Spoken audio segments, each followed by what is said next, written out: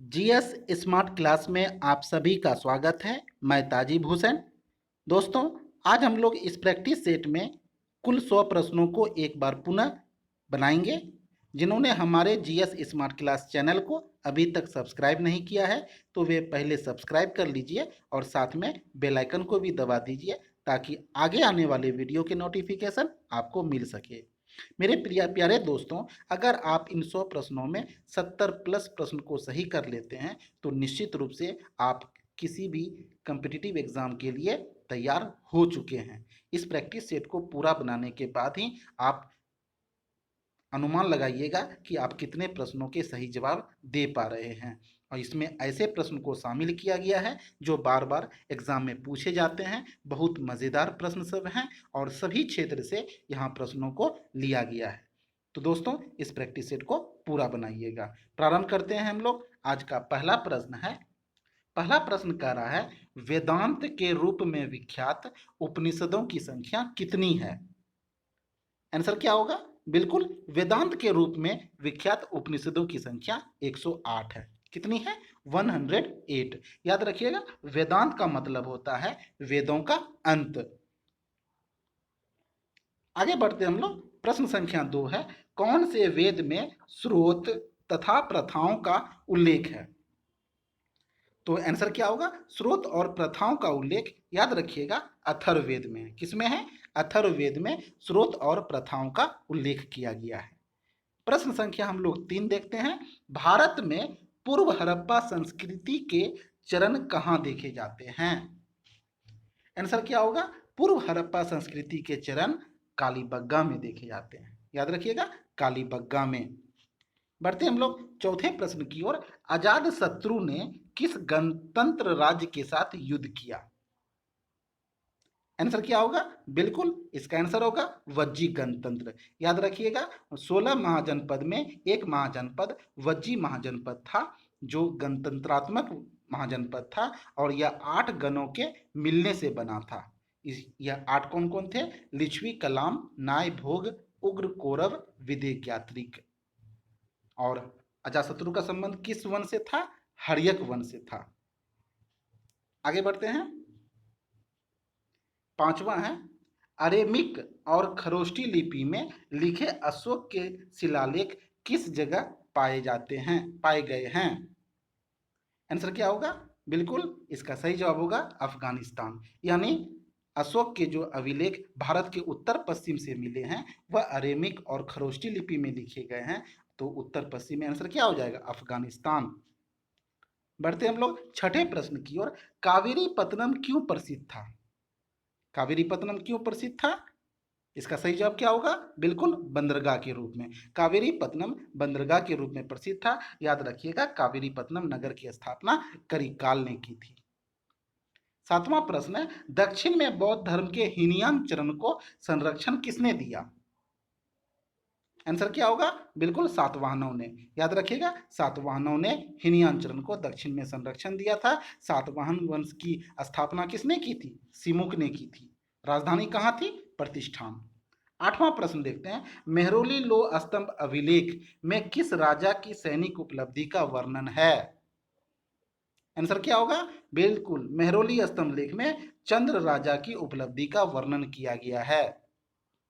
नवा प्रश्न है, गुप्त काल में कौन सा प्रमुख कला का केंद्र था? आंसर क्या होगा? बिल्कुल, गुप्त काल में कला का प्रमुख केंद्र सारनाथ था। कौन था? सारनाथ। वही सारनाथ जहां गौतम बुद्ध ने अपना प्रथम उपदेश दिया था और यह गुप्त काल में प्रमुख कला का केंद्र था। 10वां प्रश्न हम लोग देखते हैं। 10वां प्रश्न कह रहा है, प्राचीन भारत में वल्लभी किसका प्रसिद्ध केंद्र था? वल्लभी किसका प्रसिद्ध केंद्र था? आंसर क्या होगा? बिल्कुल, वल्लभी का संबंध शिक्षा से था। वल्लभी का संबंध शिक्षा से था। 11वां प्रश्न है, दक्षिण में हर्षवर्धन के सामरिक विस्तार को किसने रोका? आंसर क्या होगा? पुलकेशिन द्वितीय। पुलकेशिन द्वितीय का एक अभिलेख मिला है जिसका नाम है एहोल प्रशस्ति लेख। नाम याद रखिएगा, एहोल प्रशस्ति लेख। इस अभिलेख में पुलकेशिन द्वितीय द्वारा बताया गया है कि उन्होंने हर्षवर्धन को नर्मदा नदी के इस पार यानी दक्षिण नहीं आने दिया, उसको रोक दिया। यानी हर्षवर्धन के सामरिक विस्तार को रोकने की जानकारी हमें एहोल प्रशस्ति लेख से मिलती है, जो पुलकेशिन द्वितीय का अभिलेख है। 12 नंबर का प्रश्न है, तेलुगु और कन्नड़ जैसी क्षेत्रीय भाषाओं का विकास किस युग में हुआ था? आंसर क्या होगा? चालुक्य युग। याद रखिएगा, चालुक्य युग। आगे बढ़ते हैं। 13 नंबर का प्रश्न है, वीरशैव मत की स्थापना किसने की? आंसर क्या होगा? वीरशैव मत की स्थापना बसवेश्वर ने की। किसने की? बी नंबर इसका सही जवाब हो जाएगा, बसवेश्वर ने की। 14 नंबर का प्रश्न है, तुर्कान चहलगान, तुर्कान चहलगानी भी कहते हैं या दल चालीसा के नाम से भी हम लोग इसे जानते हैं, किस वंश में सशक्त और सक्रिय था? सशक्त और सक्रिय था। आंसर क्या होगा? बिल्कुल इसका सही जवाब हो जाएगा दास वंश। कौन सा वंश? दास वंश। याद रखिएगा, तुर्कान चहलगानी यानी दल चालीसा की स्थापना इल्तुतमिश ने की थी। किसने की थी? इल्तुतमिश ने। आगे बढ़ते हैं। 15 नंबर का प्रश्न है, अलाउद्दीन खिलजी के दक्षिण अभियान का सेनापति कौन था? खिलजी वंश के शासक अलाउद्दीन खिलजी। आंसर क्या हो जाएगा? बिल्कुल इसका सही जवाब हो जाएगा मलिक काफूर। याद रखिएगा, अलाउद्दीन खिलजी के दक्षिण अभियान का नेतृत्व मलिक काफूर को उन्होंने सौंप दिया था। नेक्स्ट प्रश्न है 16 नंबर का, गोल गुंबज कहाँ है? गोल गुंबज कहाँ है? आंसर क्या होगा? बिल्कुल बीजापुर। गोल गुंबज कहाँ है? बीजापुर में। 17 नंबर का प्रश्न है, एतमाउद्दौला का मकबरा कहाँ स्थित है? आंसर क्या होगा? एतमाउद्दौला का मकबरा दिल्ली में स्थित है। याद रखिएगा, एतमाउद्दौला का मकबरा जो है यह नूरजहां के द्वारा बनाया गया था और मुगल काल का पूर्णतः संगमरमर से बना यह पहला स्मारक है। मुगल काल में पूर्णतः संगमरमर से बनने वाला पहला स्मारक एतमाउद्दौला का मकबरा है। यह नूरजहां के पिता का मकबरा है। नूरजहां के पिता का नाम एतमाउद्दौला था। आगे बढ़ते हैं। 18 नंबर का प्रश्न है, अकबर का सिंहासरोहण कहाँ हुआ? अकबर का सिंहासनरोहण कहाँ हुआ था? आंसर क्या होगा? बिल्कुल आंसर हो जाएगा कलानौर। सी नंबर इसका सही जवाब हो जाएगा, अकबर का सिंहासनरोहण कलानौर में हुआ था। बढ़ते हम लोग 19 नंबर प्रश्न की ओर। महमूद गजनवी के भारत पर आक्रमण के समय कौन उसके साथ आया था? आंसर क्या होगा? महमूद गजनवी के आक्रमण के समय उसके साथ अल-बरूनी आया था। कौन आया था? याद रखिएगा, अल-बरूनी आया था। अल-बरूनी की रचना क्या है? किताबुल हिंद। अल-बरूनी की रचना किताबुल हिंद, जिसे तहकीके हिंद भी कहते हैं। तहकीके हिंद भी कहते हैं। किताबुल हिंद को ही हम लोग भारत की खोज भी कहते हैं। क्या कहते हैं? भारत की खोज। तो याद रखिएगा। आगे बढ़ते हैं। 20 नंबर का प्रश्न है, गुलामों की देखभाल के लिए किसने एक पृथक विभाग बनाया?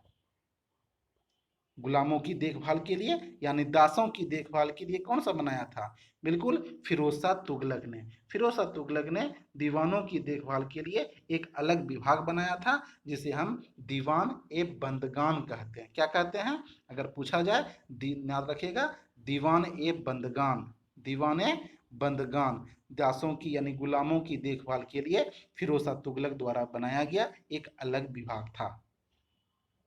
आगे बढ़ते हैं। 21 नंबर का प्रश्न है, शेर शाह की मृत्यु कहाँ हुई? शेर शाह की मृत्यु कहाँ हुई थी? बिल्कुल कलिंजर में। कहाँ हुई थी? कलिंजर में। 1545 ईस्वी में। 1545 ईस्वी में कलिंजर में तोप खाना फट जाने के कारण, यानी तोप चलाने के बाद तो चला रहे थे, तोप खाना फट गया था, जिसके वजह से यह स्वयं की मृत्यु हो गई थी 1545 ईस्वी में। अगला प्रश्न है 22 नंबर का, शिवाजी के राज्य की राजधानी कहाँ थी? शिवाजी के राज्य की राजधानी कहाँ थी? आंसर क्या होगा 22 नंबर का? बिल्कुल शिवाजी के राज्य की राजधानी रायगढ़ थी। कहाँ थी? रायगढ़ थी।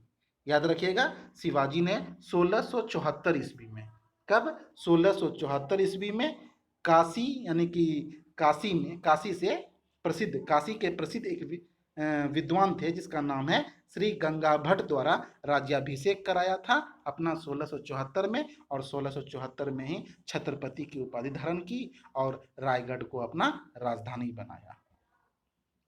23 नंबर का प्रश्न है, भारत में फ्रांसीसियों की प्रथम कोठी फ्रैंको केरो द्वारा कहाँ स्थापित की गई? फ्रैंको केरो द्वारा कहाँ स्थापित की गई थी भारत में प्रथम कोठी? आंसर क्या होगा 23 नंबर का? बिल्कुल सूरत। याद रखिएगा, फ्रांसीसियों ने अपनी पहली कोठी जो है फ्रैंको केरो के प्रयास से सूरत में स्थापित की थी 1668 ईस्वी में। कब की थी? 1668 ईस्वी में। ईस्वी नहीं भूलिएगा, कभी कभी एग्जाम में पूछा जाता है। अगला प्रश्न है 24 नंबर का, पहली बार अंग्रेजों से किस एक्ट के द्वारा शिक्षा के लिए अनुदान दिया गया? यानी शिक्षा पर खर्च करने के लिए अनुदान पहली बार किस एक्ट में कहा गया? आंसर क्या होगा? Charter act 1813। Charter act 1813। इस एक्ट में कहा गया कि भारत में 1 लाख रुपया प्रति वर्ष शिक्षा के क्षेत्र में कंपनी खर्चा करे। ईस्ट इंडिया कंपनी जो है वह 1 लाख रुपया प्रति वर्ष खर्चा करे। अगला प्रश्न है 25 नंबर का, अवध में 1857 ईस्वी के विद्रोह का नेतृत्व किसने किया? अवध में किसने नेतृत्व किया? आंसर क्या होगा? बिल्कुल इसका आंसर हो जाएगा 25 नंबर का डी, बेगम हजरत महल। अवध में 1857 के विद्रोह का नेतृत्व बेगम हजरत महल ने किया था। 26 नंबर के प्रश्न को देखते हैं, बंगाल आर्मी के लगभग 1/3 यानी 1/3 सिपाही कहाँ के निवासी थे? बंगाल आर्मी के 1/3 निवासी यानी 1/3 सिपाही जो थे, याद रखिएगा, वह अवध के निवासी थे। कहाँ के निवासी थे? अवध के निवासी थे। 27 नंबर का प्रश्न, भारतीय पुनर्जागरण से मुख्य रूप से कौन प्रभावित हुए? भारतीय पुनर्जागरण से मुख्य रूप से कौन प्रभावित हुए? आंसर क्या होगा? बिल्कुल नगरीय मध्यम वर्ग। डी नंबर इसका सही जवाब हो जाएगा। नगरीय मध्यम वर्ग जो है पुनर्जागरण से ज्यादा प्रभावित हुए। 28 नंबर का प्रश्न है, सत्यार्थ प्रकाश, सत्यार्थ प्रकाश नामक प्रसिद्ध पुस्तक के लेखक कौन थे? सत्यार्थ प्रकाश प्रसिद्ध पुस्तक के लेखक कौन थे? बिल्कुल इसका आंसर होगा दयानंद सरस्वती, यानी सी नंबर इसका सही जवाब जाएगा। दयानंद सरस्वती ने सत्यार्थ पुस्तक यानी सत्यार्थ प्रकाश नामक पुस्तक लिखी थी 1874 ईस्वी में। 1874 ईस्वी में हिंदी भाषा में लिखा था। किस भाषा में? हिंदी भाषा में। याद रखिएगा, इस सत्यार्थ प्रकाश को आर्य समाज का बाइबिल कहा जाता है। आर्य समाज का बाइबल कहा जाता है। 29 नंबर का प्रश्न है, दलितों के उत्थान के लिए BR अम्बेडकर के विचार से सर्वप्रमुख कौन था? सर्वप्रमुख कौन था दलितों के उत्थान के विचार के लिए? आंसर क्या होगा? राजनीतिक अधिकार। आंसर हो जाएगा राजनीतिक अधिकार। डी नंबर इसका सही जवाब हो जाएगा। अगला प्रश्न है 30 नंबर का, 1928 ईस्वी के बारदोली सत्याग्रह, बहुत प्रसिद्ध सत्याग्रह है, बारदोली सत्याग्रह का नेतृत्व किसने किया? तो याद रखिएगा, बारदोली सत्याग्रह जो है वह 1928 में हुआ था। इस सत्याग्रह का नेतृत्व महात्मा गांधी के अनुयायी ने किया था। किसने किया था? महात्मा गांधी के अनुयायी ने किया था। इसी बारदोली सत्याग्रह में बारदोली की महिलाओं ने सरदार वल्लभ भाई पटेल को सरदार की उपाधि दिया था। सरदार वल्लभ भाई पटेल को सरदार की उपाधि बारदोली की महिलाओं ने ही दिया था। नेक्स्ट प्रश्न है 31 नंबर का, लाला हरदयाल किससे संबंधित थे? लाला हरदयाल, लाला हरदयाल का संबंध किससे था? बिल्कुल लाला हरदयाल का संबंध गदर पार्टी से था। किससे था? गदर पार्टी से था। आप लोग को मालूम होगा, लाला हरदयाल द्वारा 1913 ईस्वी में 1913 ईस्वी में सैन फ्रांसिस्को अमेरिका में गदर पार्टी की स्थापना की गई थी। नेक्स्ट प्रश्न है 32 नंबर का, स्वदेशी आंदोलन की कब उत्पत्ति हुई थी? स्वदेशी आंदोलन की उत्पत्ति कब हुई थी? बिल्कुल आप लोगों ने सही सोचा, स्वदेशी आंदोलन की उत्पत्ति बंगाल विभाजन के विरोध में हुई थी। आंसर क्या हो जाएगा? डी नंबर, बंगाल विभाजन। बंगाल विभाजन कब हुआ था? 1905 में हुआ था। कर्जन द्वारा बंगाल का विभाजन किया गया था और उसी के विरोध में स्वदेशी आंदोलन प्रारंभ हुआ था। अगला प्रश्न देखते हैं 33 नंबर का। 1839 ईस्वी में महाराणा रंजीत सिंह का कौन उत्तराधिकारी था? महाराणा रंजीत सिंह बहुत प्रसिद्ध नाम है। तो 1839 ईस्वी में उसका उत्तराधिकारी कौन हुआ था? आंसर क्या होगा? बिल्कुल 33 नंबर का सही जवाब हो जाएगा खड़क सिंह। कौन हो जाएगा? महाराणा रंजीत सिंह का उत्तराधिकारी खड़क सिंह। और खड़क सिंह के बाद नौनिहाल सिंह, यानी रंजीत सिंह के बाद आता है खड़क सिंह, खड़क सिंह के बाद आते हैं नौनिहाल सिंह, और नौनिहाल सिंह के बाद आते हैं शेर सिंह, तब शेर सिंह के बाद आते हैं दिलीप सिंह। दिलीप सिंह अंतिम थे। बढ़ते हम लोग अगले प्रश्न की ओर। 34 नंबर का प्रश्न है, तुजुके बाबरी किस भाषा में लिखी गई थी? तुजुके बाबरी बहुत प्रसिद्ध पुस्तक है, बाबर द्वारा लिखी गई, बाबर की आत्मकथा है, जो याद रखिएगा तुर्की भाषा में लिखी गई थी। किस भाषा में? तुर्की भाषा में। नेक्स्ट प्रश्न देखते हैं 35 नंबर का प्रश्न है, तबकाते अकबरी की रचना किसने की? तबकाते अकबरी, आंसर क्या होगा? निजामुद्दीन अहमद। याद रखिएगा निजामुद्दीन अहमद ने तबकाते अकबरी की रचना की। 36 नंबर का प्रश्न है, उच्च न्यायालय के न्यायाधीशों की सेवानिवृत्ति की आयु कितनी है? हाई कोर्ट के न्यायाधीश की सेवानिवृत्ति की आयु क्या है? बिल्कुल 36 नंबर का आंसर हो जाएगा 62 वर्ष। क्या हो जाएगा? 62 वर्ष। भारतीय संविधान के अनुच्छेद 217 एक में कहा गया है कि उच्च न्यायालय का न्यायाधीश जो बनेंगे वह 62 वर्ष की आयु तक अपने पद पर बने रहेंगे। तो 217 के एक में कहा गया 62 वर्ष। 37 नंबर का प्रश्न है, मक्का मस्जिद कहाँ है? मक्का मस्जिद कहाँ है? आंसर क्या होगा? बिल्कुल हैदराबाद में।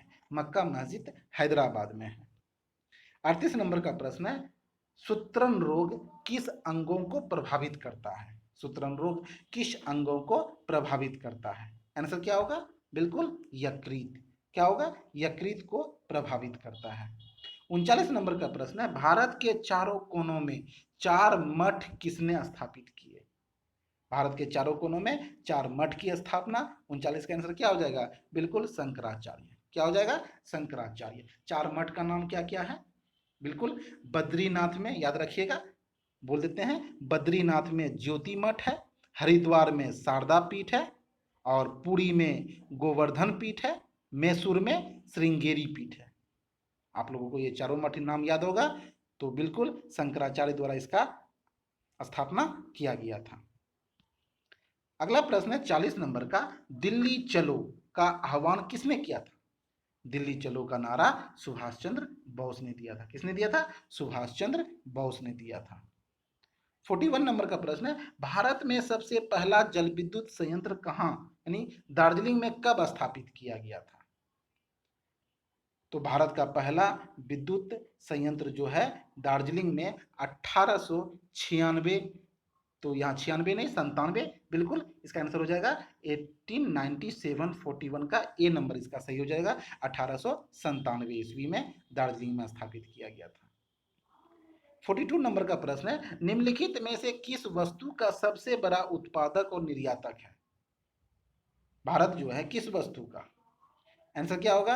बिल्कुल अभ्रक। याद रखिएगा भारत जो है अभ्रक का सबसे बड़ा उत्पादक और निर्यातक देश है। भारत में सबसे ज्यादा अभ्रक कहाँ होता है? तो याद रखिएगा आंध्र प्रदेश में। कहाँ होता है? आंध्र प्रदेश में सबसे ज्यादा होता है।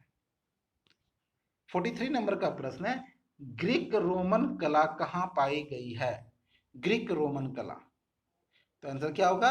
ग्रीक रोमन कला जो है वह कहाँ पाई गई है? तो आंसर क्या होगा? गंधार। याद रखिएगा गंधार में ग्रीक रोमन कला पाई गई है। गंधार कला का विकास कब हुआ था? बिल्कुल गंधार कला का विकास कनिष्क के शासनकाल में हुआ था। कनिष्क के शासनकाल में 2 कला, गंधार कला और मथुरा कला का विकास हुआ था। 44 नंबर का प्रश्न है, बौद्ध धार्मिक साहित्य किस भाषा में लिखा गया? बौद्ध धार्मिक साहित्य किस भाषा में लिखा गया? बिल्कुल बौद्ध धार्मिक साहित्य जो है वह पाली भाषा में लिखा गया। गौतम बुद्ध ने अपने उपदेश का प्रचार भी पाली भाषा में ही किया था, और साहित्य भी पाली भाषा में ही लिखे गए हैं। जैसे सूत पिटक हो, विनय पिटक हो, धम्म पिटक हो, सभी पाली भाषा में लिखे गए हैं। 45 नंबर का प्रश्न कह रहा है, अजंता गुफाओं की चित्रकारों का मुख्य चित्रकारियों का मुख्य विषय किस धर्म से संबंधित है? अजंता गुफा, बिल्कुल। अजंता गुफा कहाँ है? महाराष्ट्र के औरंगाबाद जिला में है। और इस धर्म में, इस गुफा में जो चित्रकारी हुई है उसका संबंध किस धर्म से है? बौद्ध धर्म से है। किस धर्म से? बौद्ध धर्म से। बढ़ते हम लोग 46 नंबर प्रश्न की ओर। यूरोप की महत्वपूर्ण औद्योगिक नदी, यूरोप की महत्वपूर्ण औद्योगिक नदी कौन सी है? आंसर क्या होगा? यूरोप की महत्वपूर्ण औद्योगिक नदी राइन नदी है। कौन सी नदी है? राइन नदी है। 47 नंबर का प्रश्न है, इसको थोड़ा ऊपर कर देते हैं। 47 नंबर का प्रश्न कह रहा है मौसम कैसे बनता है? बहुत अच्छा प्रश्न है। मौसम कैसे बनता है? तो मौसम एकाएक नहीं बनता है, बल्कि कुछ समय लगता है। इसका आंसर क्या होगा? पृथ्वी के घूर्णन के कारण, या बी नंबर इसका सही आंसर होगा पृथ्वी के परिक्रमण के कारण, यानी सूर्य के चक्कर लगाने के कारण ही मौसम में परिवर्तन होता है। और पृथ्वी के घूर्णन के कारण जो है, जो अपनी धुरी पर घूमती है, उसके कारण दिन और रात होता है। तो इसका सही जवाब क्या हो जाएगा? सी नंबर इसका सही जवाब हो जाएगा 47 नंबर का। अगला प्रश्न है 48 नंबर का। व्यापारिक पवनें किस क्षेत्र में चलती है? व्यापारिक पवनें किस क्षेत्र में चलती है? अगर आपको मैप के आधार पर दिखाया जाए तो ये भूमध्य रेखा हो गया, और इस क्षेत्र से ऐसी हवा यानी कि इस ओर चलती है, और इस क्षेत्र से हवा इस ओर चलती है। तो आंसर क्या हो जाएगा? व्यापारिक पवनें जो है भूमध्य रेखा द्रोणी में चलती है, यानी इस भूमध्य रेखा की ओर चलती है। आंसर हो जाएगा ए नंबर। 49 नंबर का प्रश्न देखते हैं। गंगा के डेल्टा में कौन से वन पाए जाते हैं? गंगा के डेल्टा में सुंदरवन पाए जाते हैं। कौन से वन? सुंदरवन पाए जाते हैं। 50 नंबर का प्रश्न है उच्च तापमान तथा अल्प वर्षा वाले क्षेत्र में उगने वाली वनस्पति कौन सी है? जहाँ उच्च तापमान होता है और अल्प वर्षा होती है, वहाँ कौन से वनस्पति पाए जाते हैं? बिल्कुल पतझड़ी वनस्पति। आंसर क्या होगा? पतझड़ी वनस्पति इस क्षेत्र में पाए जाते हैं। 51 नंबर का प्रश्न है निम्नलिखित में से कौन सा अक्षांश भारत से गुजरता है? कौन सा स्थान अक्षांश जो है भारत से गुजरता है? आंसर क्या होगा? कर्क रेखा। बिल्कुल कर्क रेखा भारत के मध्य से होकर गुजरती है। अगर भारतीय मैप का अध्ययन करें तो हम लोग देखते हैं कि कर्क रेखा जो है भारत के मध्य से होकर गुजरती है। तो कर्क रेखा भारत के 8 राज्यों से गुजरती है। कितने राज्यों से? 8 राज्यों से। कौन कौन है? अगर पश्चिम से पूर्व देखेंगे, गुजरात, राजस्थान, मध्य प्रदेश, गुजरात, राजस्थान, मध्य प्रदेश, छत्तीसगढ़, झारखंड, पश्चिम बंगाल, त्रिपुरा और मिजोरम। नेक्स्ट प्रश्न देखते हैं। तो बिल्कुल इसका सही जवाब हो जाएगा कर्क रेखा। याद रखिएगा, इसका सही आंसर क्या हो जाएगा? कर्क रेखा। बढ़ते हम लोग अगले प्रश्न की और 52 नंबर का है विश्व में भौगोलिक विस्तार की दृष्टि से भारत का कौन सा स्थान है? भौगोलिक विस्तार की दृष्टि से भारत का बिल्कुल 7वां स्थान है। कौन सा स्थान? 7वां स्थान है। यानी भारत से बड़े 6 देश हैं, रूस, कनाडा, चीन, यूएसए, ब्राजील, ऑस्ट्रेलिया। 8वां देश कौन है? अर्जेंटीना। 8वां देश अर्जेंटीना। 53 नंबर का प्रश्न देखते हैं। राष्ट्रीय दल के रूप में मान्यता प्राप्त करने के लिए किसी पार्टी को कम से कम कितने वैध मत प्राप्त करने होंगे? आंसर क्या होगा?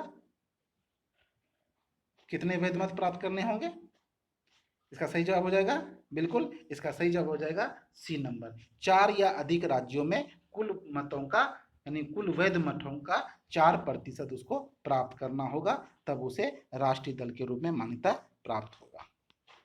54 नंबर का प्रश्न है जातीय भेदभाव किस सिद्धांत के विरुद्ध है? जातीय भेदभाव किस सिद्धांत के विरुद्ध है? आंसर क्या होगा? सामाजिक समानता तथा सामाजिक न्याय के सिद्धांत के विरुद्ध है। 55 नंबर का प्रश्न है क्या उस व्यक्ति को मंत्री के रूप में नियुक्त किया जा सकता है जो संसद का सदस्य नहीं है? आंसर क्या होगा? बिल्कुल इसका जवाब तो हाँ होगा। तो यहाँ पर हाँ भी दिया हुआ है, और नीचे देखते हैं क्या लिखा हुआ है। तो यहाँ पर लिखा हुआ है हाँ, लेकिन उसे अपनी नियुक्ति के 6 महीने के भीतर संसद का सदस्य बनना होगा। तो इसका सही एग्जैक्ट उत्तर हो जाएगा डी नंबर। बी भी सही है, लेकिन हाँ के साथ यहाँ व्याख्या लिखा हुआ है, इसलिए ये इसका एप्रोप्रिएट आंसर हो जाएगा डी नंबर। 56 नंबर का प्रश्न है, अगर किसी को इस प्रैक्टिस सेट का पीडीएफ चाहिए तो मैं लिंक दे दूंगा, आप लोग वहां जाकर डिस्क्रिप्शन में इसके पीडीएफ को लोड कर सकते हैं।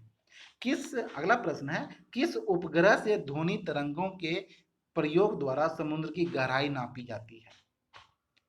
तो समुद्र की गहराई नापने के लिए किसका प्रयोग करते हैं? बिल्कुल सोनार का प्रयोग करते हैं। समुद्र की गहराई सोनार का प्रयोग करके नापी जाती है। 57 नंबर का प्रश्न है, किसके कारण तरल की सतह खींची हुई झिल्ली की तरह व्यवहार करती है? आंसर क्या होगा? इसका सही जवाब होगा 57 नंबर का पृष्ठ तनाव। क्या होगा? पृष्ठ तनाव के कारण ही तरल की सतह जो है खींची हुई प्रतीत होती है। 58 नंबर का प्रश्न है, हड्डियों में फास्फोरस किसके रूप में पाया जाता है? आंसर क्या होगा? हड्डियों में फास्फोरस कैल्शियम फॉस्फेट के रूप में, हड्डियों में फास्फोरस जो है वह कैल्शियम फॉस्फेट के रूप में पाया जाता है। नेक्स्ट प्रश्न, समुद्री घास पात में क्या पाए जाते हैं? समुद्री घास पात में क्या पाए जाते हैं? आंसर होगा बिल्कुल आयोडाइड। समुद्री घास पात में समुद्र में नमक की मात्रा अधिक होती है, इस कारण आयोडाइड पाए जाते हैं। अगला प्रश्न है, अश्रु गैस, अश्रु गैस कौन सी है? अश्रु गैस कौन सी है? आंसर क्या होगा? अमोनिया। याद रखिएगा, अमोनिया अश्रु गैस है। 61 नंबर का प्रश्न है, किस तिथि को सहस्त्राब्दिक तिथि माना गया है? सहस्त्राब्दिक तिथि माना गया है, वह तिथि कौन सी है? आंसर क्या होगा 61 नंबर का? बिल्कुल इसका सही जवाब हो जाएगा 9 सितंबर 1999। 9 सितंबर 1999 को सहस्त्राब्दिक तिथि माना गया है। 62 नंबर का प्रश्न है, कुडनकुलम पावर प्रोजेक्ट का विदेशी सहयोग कौन है? कुडनकुलम परियोजना कहाँ लगाया गया है? तमिलनाडु में। याद रखिएगा, कुडनकुलम परियोजना जो है वह तमिलनाडु में लगाया गया है। किस देश के सहयोग से लगाया गया है, यह पूछने का प्रयास किया गया है। आंसर क्या होगा? बिल्कुल रूस के सहयोग से। किसके सहयोग से? रूस के सहयोग से तमिलनाडु में कुडनकुलम परियोजना लगाया गया है। अगला प्रश्न है, राष्ट्रीय कृषि तथा ग्रामीण विकास बैंक नाबार्ड कैसा बैंक है? नाबार्ड कैसा बैंक है? तो बिल्कुल राष्ट्रीय कृषि एवं ग्रामीण विकास बैंक है। आंसर क्या हो जाएगा? विकास बैंक। सी नंबर इसका सही उत्तर हो जाएगा, डेवलपमेंट बैंक है। 64 नंबर का प्रश्न है, हरित क्रांति से क्या अभिप्राय है? हरित क्रांति, आंसर क्या होगा? बिल्कुल हरित क्रांति के द्वारा उन्नत किस्म के बीजों का उत्पादन किया गया और सिंचाई का प्रयोग करके, उन्नत सिंचाई का प्रयोग करके, तो आंसर क्या हो जाएगा? उच्च उत्पाद वैरायटी कार्यक्रम। आंसर 64 नंबर का एडजेक्ट क्या हो जाएगा? उच्च उत्पाद, यानी कि उत्पादन अधिक होने लगा, तो आंसर हो जाएगा उच्च उत्पाद वैरायटी कार्यक्रम। 65 नंबर का प्रश्न देखते हैं, विशेष आहरण अधिकार की सुविधा निम्नलिखित में से किसमें उपलब्ध है? विशेष आहरण अधिकार की सुविधा 65 नंबर का सही उत्तर हो जाएगा IMF, यानी अंतर्राष्ट्रीय मुद्रा निधि। अंतर्राष्ट्रीय मुद्रा निधि में जो है विशेष आहरण अधिकार की सुविधा होती है। आंसर हो जाएगा बी नंबर इसका सही उत्तर हो जाएगा। 66 नंबर का प्रश्न देखते हैं, निम्नलिखित में से कौन सी वस्तु एक मार्क की श्रेणी में नहीं आती है? एक मार्क की श्रेणी में नहीं आती है, आंसर क्या होगा? मक्खन। मक्खन जो है वह एक मार्क की श्रेणी में नहीं आती है। अगला प्रश्न है, ओजोन परत क्या है? ओजोन परत क्या है? बिल्कुल ओजोन परत जो है एक रक्षी परत है जो पराबैंगनी प्रकाश को पृथ्वी तक आने से रोकती है, यानी प्रकाश को फिल्टर करती है, जिससे पृथ्वी पर चर्म रोग होने की संभावना कम हो जाती है। तो ओजोन परत क्या है? एक रक्षी परत है जो पराबैंगनी प्रकाश को पृथ्वी से आने से रोकती है। डी नंबर इसका सही जवाब हो जाएगा। भारत में भारी उद्योग को किस पंचवर्षीय योजना के दौरान प्राथमिकता दी गई? भारी उद्योग को, आंसर क्या होगा? बिल्कुल द्वितीय पंचवर्षीय योजना में भारी उद्योग को प्राथमिकता दी गई। इस द्वितीय पंचवर्षीय योजना में ही भिलाई इस्पात संयंत्र, दुर्गापुर इस्पात संयंत्र, राउरकेला इस्पात संयंत्र की स्थापना की गई थी। आगे बढ़ते हैं, अगला प्रश्न है, ड्रायोव्स्की ड्रायोप्सी की बीमारी के लिए कौन सी मिलावटी तेल उत्तरदायी है? कौन सी मिलावटी तेल उत्तरदायी है? आंसर क्या होगा? बिल्कुल इस रोग के लिए जो है अर्जिमोन, अर्जिमोन उत्तरदायी है। यह तेल जो मिलावटी होता है वह ड्रायोप्सी बीमारी के लिए उत्तरदायी माना जाता है। 70 नंबर का प्रश्न है, तंत्रिक कोशिका यानी न्यूरॉन्स, तंत्री कोशिका न्यूरॉन्स किसमें पाई जाने वाली कोशिका होती है? तंत्री कोशिका न्यूरॉन जो है मस्तिष्क में पाई जाने वाली कोशिका होती है। क्या होगा आंसर? मस्तिष्क। बढ़ते हम लोग 71 नंबर के प्रश्न की ओर। निम्नलिखित स्थानों में से किस एक में रुधिर वर्षा यानी ब्लड रेन होता है? ब्लड रेन, बिल्कुल, यानी कि लाल धूल भरी आंधी चलती है, इसे क्या कहते हैं? इसे हम इटली में रुधिर वर्षा यानी ब्लड रेन कहते हैं। ये आंसर क्या हो जाएगा? इटली में। 71 नंबर का सही जवाब हो जाएगा इटली में। यानी जो आंधी चलती है वह लाल धूल के लेकर साथ में चलती है, जिसके कारण उसे हम लोग ब्लड रेन के नाम से जानते हैं। 72 नंबर का प्रश्न है, निम्नलिखित स्थानों में से किस स्थान से मकर रेखा नहीं गुजरती है? प्रश्न बोल रहा है मकर रेखा नहीं गुजरती है। आंसर क्या होगा? बिल्कुल 72 नंबर का आंसर हो जाएगा बोलीविया। कौन हो जाएगा? इस चारों में बोलीविया देश से मकर रेखा नहीं गुजरती है, जबकि अर्जेंटीना, ब्राजील, चिली से गुजरती है। 73 नंबर का प्रश्न है, निम्नलिखित में से किस एक में जैव विविधता सर्वाधिक होती है? जैव विविधता सर्वाधिक किस में होती है? बिल्कुल उष्णकटिबंधीय वन में। याद रखिएगा, उष्णकटिबंधीय वन में जो है जैव विविधता सर्वाधिक मात्रा में पाई जाती है। 74 नंबर का प्रश्न है, किस युग में डायनासोर्स रहे? डायनासोर्स किस युग में रहते थे? आंसर हो जाएगा मेसोजोइक। याद रखिएगा, मेसोजोइक युग में डायनासोर रहा करते थे। 75 का नंबर का प्रश्न, आकाश नीला किसके कारण दिखाई देता है? इसका आंसर होगा प्रकाश के प्रकीर्णन के कारण। प्रकाश के प्रकीर्णन के कारण ही आकाश का रंग नीला दिखाई देता है। अगला प्रश्न है, राजाओं की घाटी कहाँ अवस्थित है? राजाओं की घाटी, आंसर होगा मिस्र में। याद रखिएगा, राजाओं की घाटी मिस्र में स्थित है। 77 नंबर का प्रश्न है, शरीर के निर्जलीकरण के दौरान निम्न में से किसकी कमी हो जाती है? निर्जलीकरण के दौरान किसकी कमी हो जाती है? आंसर क्या होगा 77 का? बिल्कुल सोडियम क्लोराइड। याद रखिएगा, निर्जलीकरण के दौरान शरीर में सोडियम क्लोराइड की कमी हो जाती है।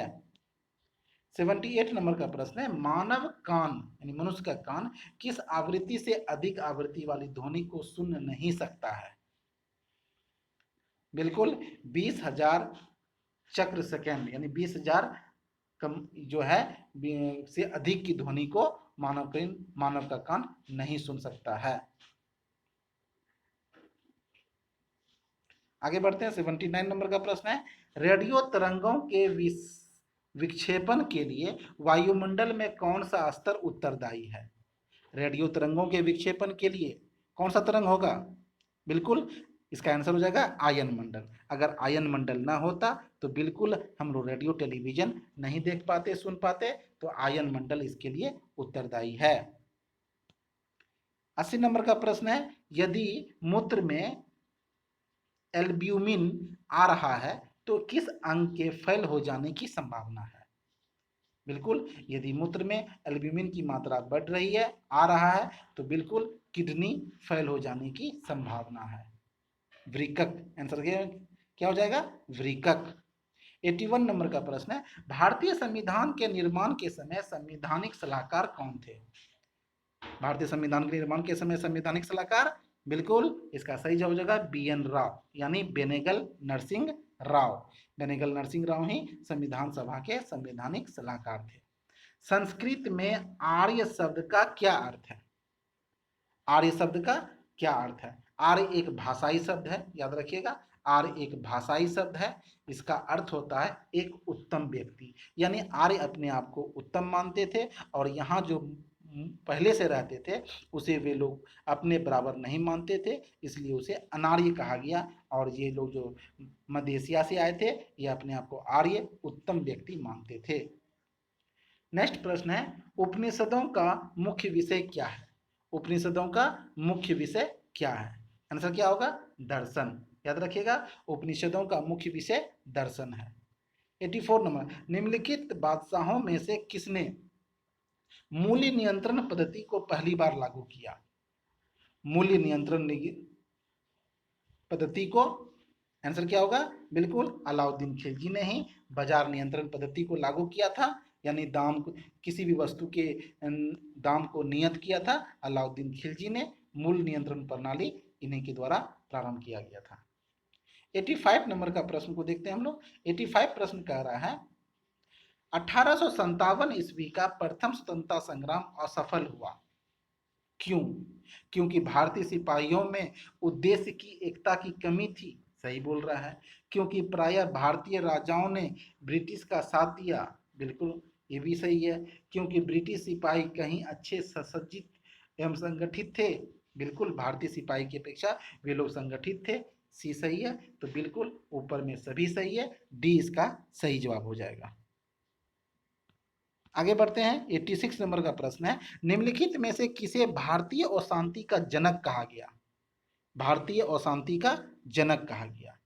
आंसर क्या होगा? तिलक को। लोकमान्य तिलक को भारतीय अशांति का जनक कहा। किसने कहा? वैलेंटाइन सिरोल ने कहा। अगर प्रश्न पूछे किसने भारतीय शांति का जनक कहा है तो वैलेंटाइन सिरोल ने कहा। नाम याद रखिएगा, वैलेंटाइन सिरोल।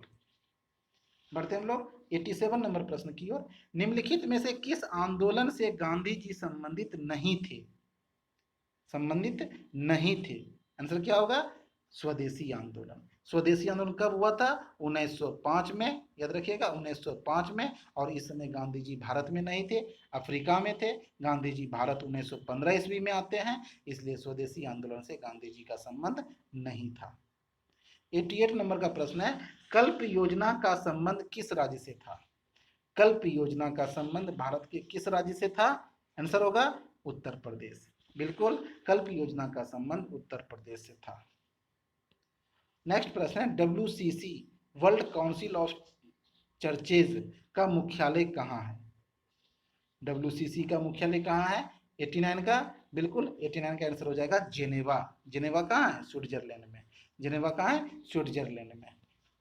90 नंबर का प्रश्न है, भारत में सबसे अधिक कौन सी मिट्टी पाई जाती है? भारत में सबसे ज्यादा जो है वह एल्यूवियल मिट्टी पाई जाती है। कौन सी मिट्टी? एल्यूवियल मिट्टी पाई जाती है। 91 नंबर का प्रश्न हो गया, अनुवांशिकी का पिता किसे कहा गया है? अनुवांशिकी का पिता किसे कहा जाता है? बिल्कुल मेंडल को। किसको कहा जाता है? मेंडल को अनुवांशिकी का पिता कहा जाता है। अगला प्रश्न है, वनस्पति शास्त्र का जनक किसे कहा जाता है? 92 नंबर का, वनस्पति शास्त्र का जनक किसे कहा जाता है? ली फ्रेस्टस। आंसर क्या होगा? ली फ्रेस्टस, यानी बी नंबर इसका सही जवाब हो जाएगा। अगला प्रश्न है, जल की अस्थायी कठोरता किसके कारण होती है? जल की अस्थायी कठोरता किसके कारण होती है? तो कारण क्या होगा? बिल्कुल कारण में कैल्शियम भी सही है, मैग्नीशियम भी सही है, मैग्नीशियम क्लोराइड और सल्फेट, यानी इसका आंसर हो जाएगा डी नंबर। आंसर क्या हो जाएगा? D number. 94 नंबर का प्रश्न है, भारतीय संविधान के किस भाग को उसकी आत्मा कहा जाता है? भारतीय संविधान को किस भाग को उसकी आत्मा कहा जाता है? आंसर क्या होगा? 94 का बिल्कुल ए नंबर। याद रखिएगा, प्रस्तावना को संविधान की आत्मा कहा जाता है। अगला प्रश्न है, हंटर आयोग ने किस प्रकार की शिक्षा पर बल दिया? हंटर आयोग ने किस प्रकार की शिक्षा पर बल दिया था? आंसर क्या होगा? प्राथमिक शिक्षा। कौन शिक्षा? प्राथमिक शिक्षा। याद रखिएगा, हंटर आयोग का गठन 1882-83 में किया गया था। 1882-83 में इस आयोग का गठन किया गया था, जिन्होंने कहा था कि प्राथमिक शिक्षा में जोर देना चाहिए। 96 नंबर का प्रश्न है, यंग बंगाल आंदोलन का प्रमुख नेता कौन था? यंग बंगाल आंदोलन का प्रमुख नेता, आंसर क्या होगा? Vivian Derozio. बिल्कुल, यंग बंगाल आंदोलन के नेता डेरोजियो थे। डेरोजियो को ही हम लोग आधुनिक भारत का प्रथम राष्ट्रवादी कवि कहते हैं। अगर प्रश्न पूछे आधुनिक भारत का प्रथम राष्ट्रवादी कवि कौन थे, तो याद रखिएगा डेरोजियो। 97 नंबर का प्रश्न है, जैन साहित्य को किस नाम से जाना जाता है? जैन धर्म के साहित्य को, आंसर क्या होगा? आगम। याद रखिएगा, जैन साहित्य को आगम के नाम से जाना जाता है। जैन साहित्य किस भाषा में लिखे गए? प्राकृत भाषा में। किस भाषा में? प्राकृत भाषा में, जबकि बौद्ध धर्म पाली भाषा में। भारत का मार्टिन लूथर किसे कहा गया है? भारत का मार्टिन लूथर, एग्जाम क्या होगा? बिल्कुल, भारत का मार्टिन लूथर जो है स्वामी दयानंद सरस्वती को कहा गया है, लेकिन इसमें कोई ऑप्शन स्वामी दयानंद सरस्वती नहीं है, तो यहाँ पर टाइपिंग मिस्टेक है। बिल्कुल, भारत का मार्टिन लूथर जो है वह स्वामी दयानंद सरस्वती इसका सही आंसर हो जाएगा। तो आप लोग सही कर लीजिएगा, दयानंद सरस्वती जो है भारत का मार्टिन लूथर कहलाते हैं, सरस्वती जी। आगे बढ़ते हैं, 99 नंबर का प्रश्न है, लाल क्रांति का संबंध किससे है? लाल क्रांति का संबंध किससे है? बिल्कुल, मांस उत्पादन से। लाल क्रांति का संबंध मांस उत्पादन से है। अंतिम प्रश्न है, 100वां प्रश्न देखते हैं, सीमा सुरक्षा बल का मुख्यालय कहाँ है? बीएसएफ का मुख्यालय कहाँ है? आंसर क्या होगा? नई दिल्ली। बीएसएफ का मुख्यालय नई दिल्ली है। तो दोस्तों, हमारा ये वीडियो कैसा लगा हमें बताइए कमेंट बॉक्स में। कितने प्रश्न आप सही किए यह भी बताइए, और अपने दोस्तों में इस वीडियो को शेयर कीजिए। तब तक के लिए धन्यवाद।